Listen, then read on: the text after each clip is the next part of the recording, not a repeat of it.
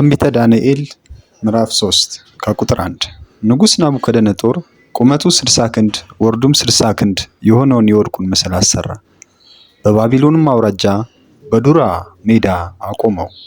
ንጉሥ ናቡከደነጾር መኳንንትንና ሹማምንቶችን፣ አዛዦችንና አዛውንቶችን፣ በጅሮንዶችንና አማካሪዎችን፣ መጋቢዎችንና አውራጃ ገዢዎችን ሁሉ ይሰበስቡ ዘንድ ንጉሡም ናቡከደነጦር ላቆመው ምስል ምረቃ ይመጡ ዘንድ ላከ።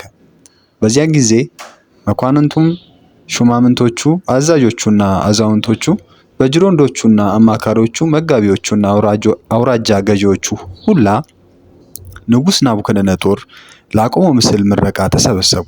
ናቡከደነጦር ባቆመው ምስል ፊት ቆሙ። አዋጅ ነጋሪውም እየጮኸ እንዲህ አለ።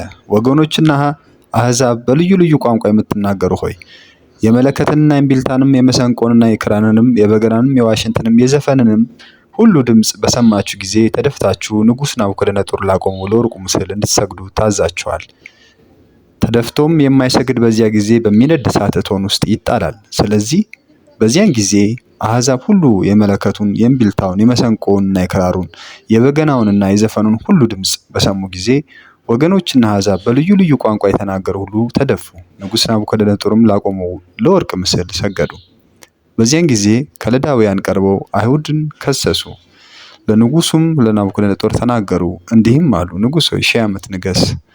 አንተ ንጉሥ ሆይ የመለከትና የእምቢልታን የመሰንቆና የክራርን የበገናና የዋሽንትን የዘፈንን ሁሉ ድምፅ የሚሰማ ሰው ሁሉ ተደፍቶ ለወርቁ ምስል ይስገዱ፣ ተደፍቶ የማይሰግድ በሚነድ እሳት እቶን ውስጥ ይጣላል ብለህ አዘዝክ። በባቢሎን አውራጃ ስራ ላይ ሾምሃቸው ሲድራቅና ሚሳቅ አብደናጎም በሚባሉ አይሁድ አሉ። ንጉሥ ሆይ እነዚህ ሰዎች ትእዛዝህን እምቢ ብለዋል፣ አማልክትን አያመልኩም፣ ላቆምከውም ለወርቁ ምስል አይሰግዱም። ናቡከደነጾርም በብስጭትና በቁጣ ሲድራቅና ሚሳቅና አብደናጎንም ይመጡ ዘንድ አዘዘ። እኚህ ሰዎች ወደ ንጉሥ ፊት አመጧቸው። ናቡከደነጾርም ሲድራቅንና ሚሳቅ አብደናጎንም ሆይ አምላኬን አለማምለካችሁ ላቆምኩትም ለወርቁ ምስል አለመስገዳችሁን እውነት ነውን? አላቸው። አሁንም የመለከቱና የእምቢልታውን የመሰንቆና የክራሩንም የበገናውንምና የዋሽንቱንም የዘፈኑን ሁሉ ድምፅ በሰማችሁ ጊዜ ተደፍታችሁ ላሰራሁት ምስል ብትሰግዱ መልካም ነው። ባትሰግዱ ግን በዚያ ጊዜ በሚነድ እሳት እቶን ውስጥ ትጣላላችሁ። ከእጄስ የሚያድናችሁ አምላክ ማን ነው ብሎ ተናገራቸው። ሲድራቅና ሚሳቅ አብደናጎንም መለሱ። ንጉሡንም ናቡከደነጦር ሆይ በዚህ ነገር እንመልስልህ ዘንድ አስፈላጊያችን አይደለም። የምናመልከው አምላካችን ከሚነደው ከእሳት እቶን ያድነን ዘንድ ይችላል፣ ከእጅም ያድነናል። ነገር ግን ንጉሥ ሆይ እርሱ ባያድነን አማልክትን እንዳናመልክ ላቆምከውም ለወርቁ ምስል እንዳንሰግድለት እወቅ አሉት። የዚያን ጊዜም ናቡከደነጾር በሲድራቅና በሚሳቅ በአብደናጎም ላይ ቁጣ ሞላበት፣ የፊቱንም መልክ ተለዋወጠባቸው። እርሱም ተናገረ፣ የእቶን እሳት ይነድ ከነበረው ይልቅ 7 እጥፍ አድርጎ እንዲያነዱ ታዘዘ።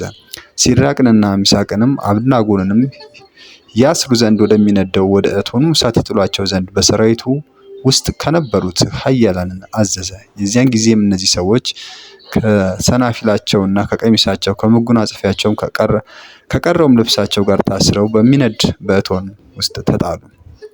የንጉሡም ትእዛዝ አስቸኳይ ስለሆነ የእቶኑም እሳት እጅግ ስለሚነድ ሲድራቅና ሚሳቅ አብደናጎንም የጣሏቸውን ሰዎች የእሳቱን ወላፈን ገደላቸው። እነዚህም 3ቱ ሰዎች ሲድራቅና ሚሳቅ አብደናጎም ታስረው በሚነድ በእቶኑ እሳት ውስጥ ወደቁ። የዚያን ጊዜ ንጉሥ ናቡከደነጾር ተደነቀ፣ ፈጥኖም ተነሳ። አማካሪዎቹንም 3 ሰዎች አስረን በእሳት ውስጥ ጥለን አልነበረምን ብሎ ተናገራቸው። እነርሱም ንጉሥ ሆይ እውነት ነው ብለው ለንጉሡ መለሱለት። እርሱም እነሆ እኔ የተፈቱ በእሳቱ መካከል የሚመላለሱ 4 ሰዎች አያለሁ፣ ምንም አላቆሰላቸውም፣ የአራተኛው መልክ የአማልክትን ልጅ ይመስላል ብሎ መለሰ። የዚያን ጊዜ ናቡከደነጾር ወደሚነደው ወደ እሳቱ እቶን በር ቀርቦ እናንተ የልዑል አምላክ ባሪያዎች ሲድራቅና ሚሳቅ አብደናጎም ኑ ውጡ ብሎ ተናገራቸው። ሲድራቅና ሚሳቅም አብደናጎንም ከእሳቱ መካከል ወጡ። መሳፍንቱንና ሹማምንቱን አዛዦቹንም የንጉሡንም አማካሪዎች ተሰብስበው እሳቱ በእነዚያ ሰዎች አካል ላይ ኃይል እንዳልነበረው፣ የራሳቸውንም ፀጉር እንዳልተቃጠለች፣ ሰናፊላቸውም እንዳልተለወጠ፣ የእሳቱም ሽታ እንዳልደረሰባቸው አዩ። ናቡከደነጾር መልሶ መልአኩን የላከ ከአምላካቸውም በቀር ማንም አምላክ እንዳያመልኩ ለእርሱ እንዳይሰግዱ ሰውነታቸውንም አሳልፈው የሰጡትን የንጉሡንም ቃል የተላለፉትን በእርሱ የታመኑትንም ባሪያዎችን ያዳነ የሲድራቅና የሚሳቅ የአብደናጎም አምላክ ይባረክ። እኔም እንደዚህ የሚያድን ሌላ አምላክ የለምና በሲድራቅና በሚሳቅ በአብደናጎም አምላክ ላይ የስድብን ነገር የሚናገር ወገንና ሕዝብ በልዩ ልዩ ቋንቋም የሚናገር ይቆረጣል፣ ቤቶቻቸውንም የጉድፍ መጣያ ይደረጋሉ ብዬ አዝዣለሁ አለ። የዚያን ጊዜም ንጉሥ ሲድራቅንና ሚሳቅ አብደናጎንም በባቢሎን አውራጃ ውስጥ ከፍ ከፍ አደረጋቸው።